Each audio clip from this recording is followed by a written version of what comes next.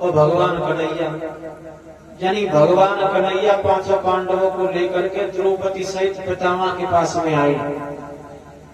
तो पितामह सरसैया पे लेटे थे।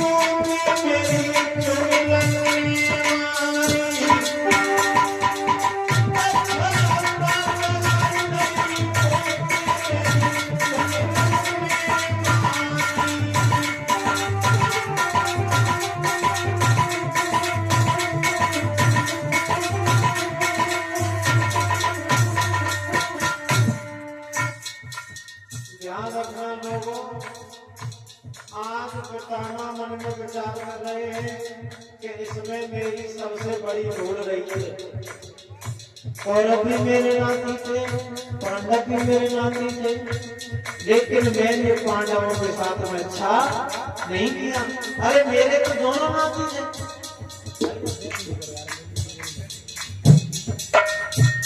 दोनों नाती थे, लेकिन मैंने अच्छा नहीं किया। और पितामह सोच रहे हैं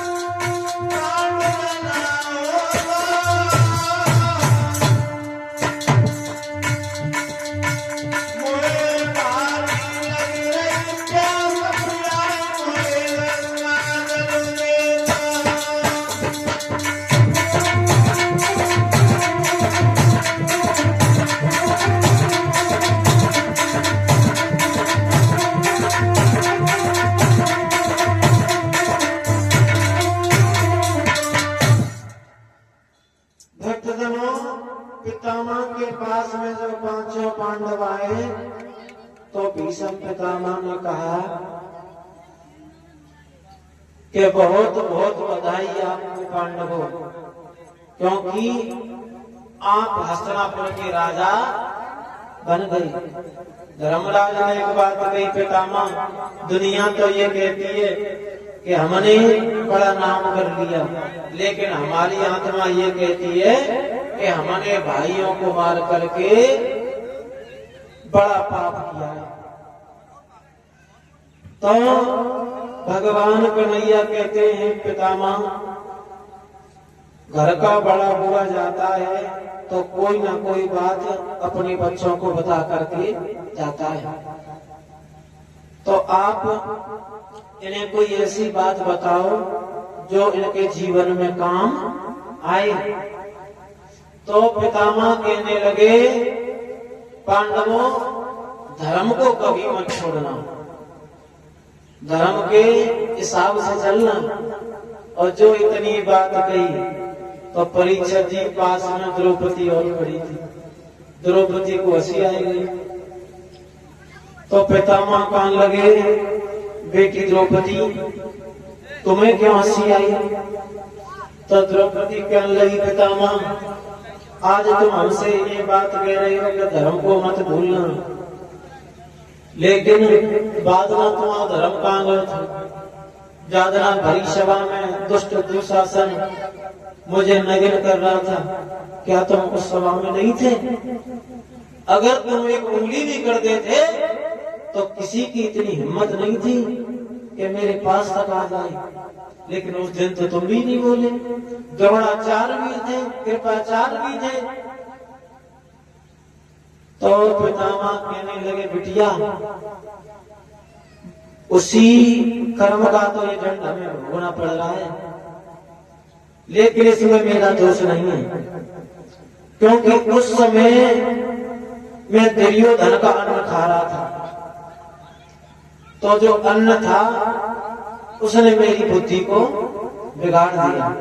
और ये बात तो सत्य है, जैसा खाओगे अन्न वैसा बनेगा मन, और जैसा पियोगे पानी और वैसी बनेगी पानी। तो खान पान पे भी ध्यान रखना चाहिए। तो लोगों वो दूषित अन्न था।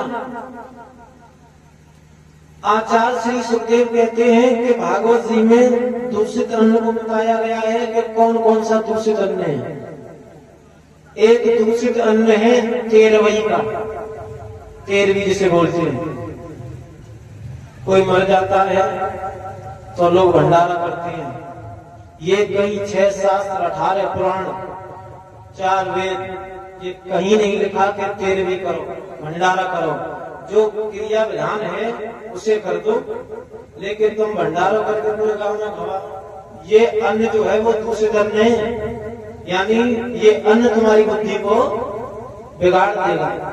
लेकिन परीक्षित जी आज के जमाने के कलयुग में इतना बढ़ावा है जब चीज को, अब हमें तुम्हारे मार्ग को मालूम ना, हमें अपने मार्ग की ज्यादा मालूम है।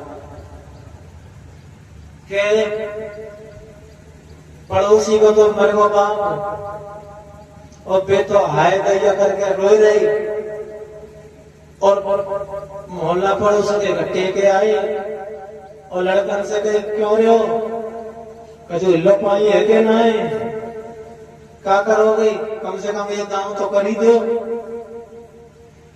अब बताओ, यानी लोग इतना प्रेशर देते हैं कि जबरदस्ती उनको तो मेरे को बाप, और बच्चों को जो अगर उन्हें करवाऊ लो तो उन्हें कर्ज ले लेके भंडारा करो, और बेचारे वैसे मर गए।